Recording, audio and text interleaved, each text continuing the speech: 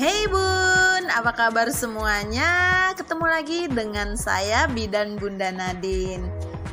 Sebelum nonton video ini, jangan lupa tekan tombol subscribe-nya ya dan aktifkan notifikasinya agar tidak ketinggalan video terbaru dari kami.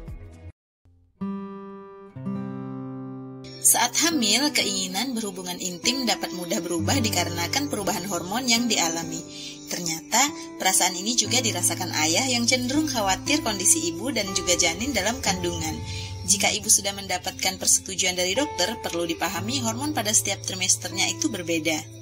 Pada trimester 1, ibu mengalami perubahan hormon awal yang merasa lebih ingin berhubungan intim. Namun, kondisi morning sickness dan sering buang air kecil membuat ibu mudah lelah saat berhubungan. Kemudian, trimester kedua, keadaan ibu lebih membaik dan bisa mengontrol hormon. Walaupun perut semakin membesar, keinginan berhubungan lebih meningkat. Tapi, hal ini tidak terjadi pada trimester ketiga, di mana keinginan tersebut menurun. Karena lebih fokus jelang persalinan. Tak perlu khawatir ayah menjadi sedih, ceritakan saja hal tersebut dan sampaikan bahasa cinta lainnya. Nah, selain perasaan apa sih reaksi janin saat ibu makan pedas atau reaksi janin saat ibu mandi? Nah, ternyata reaksi janin saat ibu berhubungan badan juga menarik untuk disimak. Berikut ini fakta menarik spesial buat ibu. Ternyata janin tetap aman loh jika ibu berhubungan intim. 1. Berhubungan intim tidak menyakitkan janin. Seringkali ibu dan ayah menganggap janin akan merasa sakit ketika berhubungan badan. Berhubungan seks selama kehamilan tidak akan menyakiti bayi kecuali ibu dan ayah melakukan tindakan seks yang berat dan berbahaya. Janin dalam kandungan dilindungi oleh leher rahim, otot-otot rahim, dan lendir tebal, di mana melindungi bayi dari infeksi. Secara keseluruhan, bayi terlindungi dengan baik. Selain itu, cairan ketuban melindungi bayi dalam tekanan eksternal. Namun, jika ibu mengalami pendarahan hebat, ketuban pecah, atau masalah pada serviks, segera pergi ke fasilitas kesehatan terdekat ya. Untuk itu, penting berkonsultasi pada dokter. Sementara itu, buatlah kegiatan seks menjadi nyaman untuk ibu dan ayah, karena jika ibu tidak nyaman, bayi pun akan merasa ketidaknyamanan tersebut.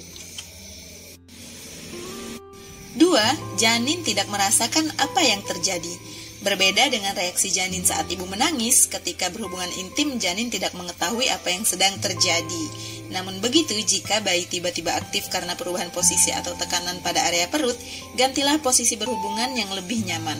Misalnya dengan berbaring miring dan tempatkan bantal sebagai pendukung. 3. Orgasme tidak memicu kontraksi rahim. Ibu tak perlu khawatir jika melakukan orgasme bersama ayah akan menimbulkan kontraksi rahim dan terjadi sesuatu pada bayi. Dikutip dari Kidspots, BayiNews.com Australia, setelah berkonsultasi ke dokter dan mendapati ibu berisiko melahirkan prematur, orgasme sebaiknya tidak dilakukan. Namun, kalau menurut dokter aman, orgasme tidak memicu kontraksi rahim dan memberikan manfaat untuk bayi, peningkatan aliran darah ke rahim dan plasenta akan membantu aliran oksigen dan nutrisi pada buah hati. 4. Janin bisa mendengar ibu dan ayah. Ketika berhubungan ibu dan ayah mengeluarkan suara, janin sudah bisa mendengar bunyi percakapan dan suara pada usia hamil 3 bulan. Saat-saat ini ibu sudah bisa mendengarkan musik padanya.